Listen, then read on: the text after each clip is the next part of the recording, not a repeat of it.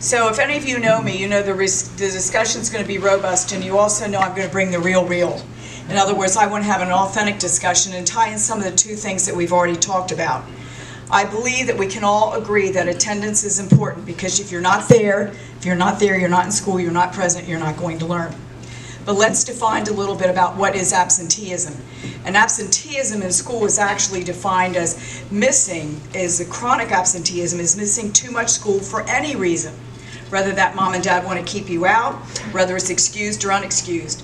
And in Delaware, you think you heard earlier, we have a high absentee rate of 20%. That didn't change because of COVID, it was already bad. And so chronic experience with this means they're missing valuable classroom time. On the other hand, guess who also isn't in the classroom? The teacher. We'll talk about that in a little bit. So how many are absent? We know that 20% or more miss 3 days or more in 1 month. 3 days of school in 1 month. And 2% missed more than 10 days. Where were the highest rates? And I think we have a slide on that. The highest rates were students in high needs settings, high school students that weren't either in charter school or vocational technical schools. If they're in the career schools, high schools, the attendance is good. And urban school students, no surprise. The slide says, why do kids miss school?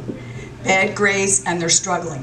The testing and all the testing places undue stress and anxiety on many of them. Bullying, social media, the impact of everything that goes on. Illness, they may be sick, they may be caring for a sick family member, or they may have a family member who's sick and can't help to get them to school. There's difficulty with food and housing. And increasingly, we're diagnosing more kids with mental health issues, and the school climate is tough, as we've just talked about disruptive behavior, and we've also talked about parental perception. But let's just for a minute talk about mental health. Today, more than ever, pediatricians will tell you children are come in with tummy aches and other things, and when they begin to do the actual questioning, it's more related to mental health, stress, and anxiety than it is to actual physical conditions. But sadly, too many schools with non-professionals, they may be teachers, but they're not professionals in mental health, are diagnosing kids that is saying they need an IEP because they have a mental health or some other kind of issue, and putting them in programs when all they really need is just some structured, adequate, and the right kind of care. But let's talk about disability for a minute. Slide number 2. Disability status impacts attendance. When we looked at some of the blue ribbon schools, I can speak of Lord Baltimore, which is in the Indian River School District. If you go into that district and area, you know Fenwick, Bethany is a very affluent, a very prominently white area, and the parents are very engaged. That's what makes the difference in a lot of the outcomes in that parental participation, and we'll get to that in a minute. The share of IEP students missing schools exceeded the share of non-IEP students missing school by almost 8 percentage points. More than 1 in 4 students with an IEP missed school days 3 or more in the previous month. So every month they're missing 3 or more days of school.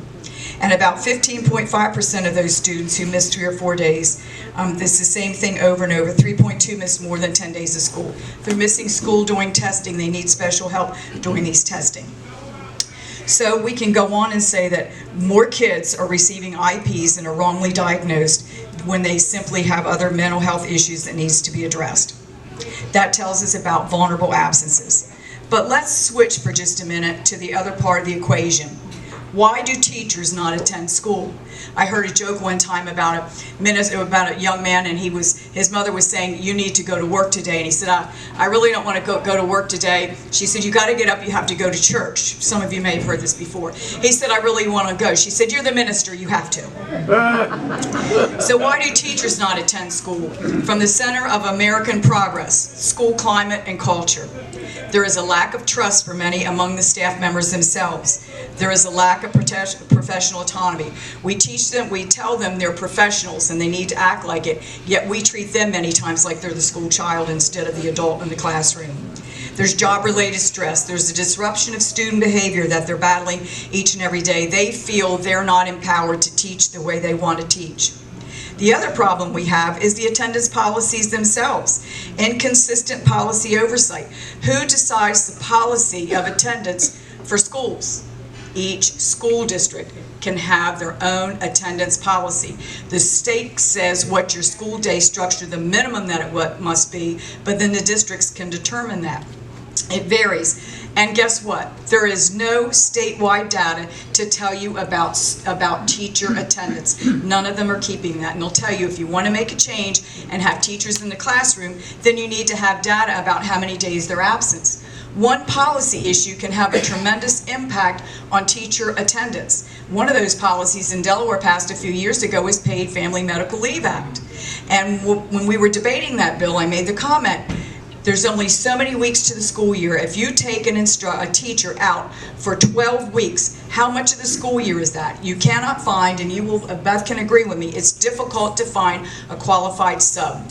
You're taking a certified teacher out of the classroom, putting in a sub or somebody else, maybe a succession of subs for over 12 weeks or more, and you have lost incredible instruction time. District policies matter.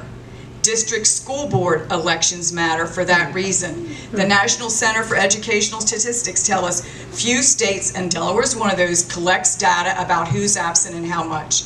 Last week I heard that one school district in Sussex County did not have any 7th grade teachers at all at the beginning of the school year.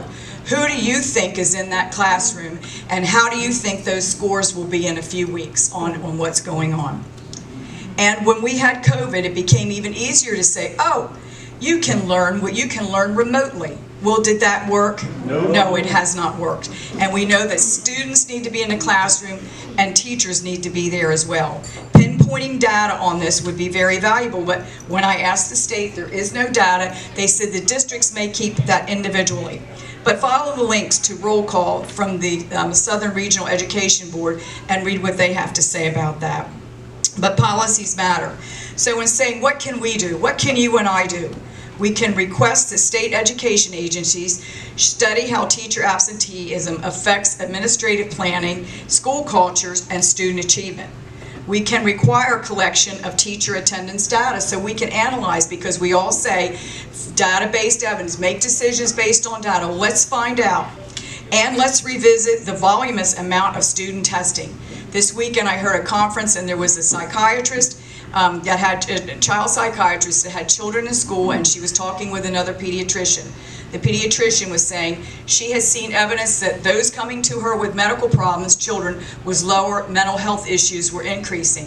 The psychiatrist said, all this testing we're doing to try and prove teacher accountability, to try and prove that kids are on track, is emphasizing a grade and not an outcome. It is putting pressure on these children, whether they're thinking about taking the ACT or SATs for college. They're all worried about scoring rather than learning. And teachers are more worried about teaching to the test than they are teaching for a student outcome. So it's not the score, put the emphasis back on students and on learning.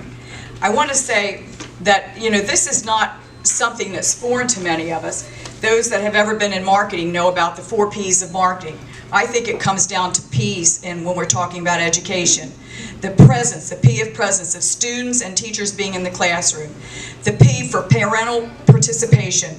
And the P for policy, but well-intended progress as we look at what we're doing and how we're doing.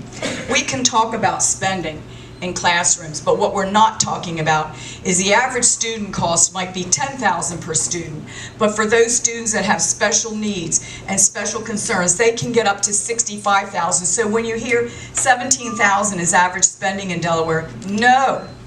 The average student is not getting $17,000 worth on their education. It depends on the needs and other things, and so that's a misnomer. Many things are funded by unit count. And in that unit count, it can include the school nurse, the librarian, and other specialties, just not that teacher in the classroom. They add value, but it's also cost, and so it's very easy to compare numbers.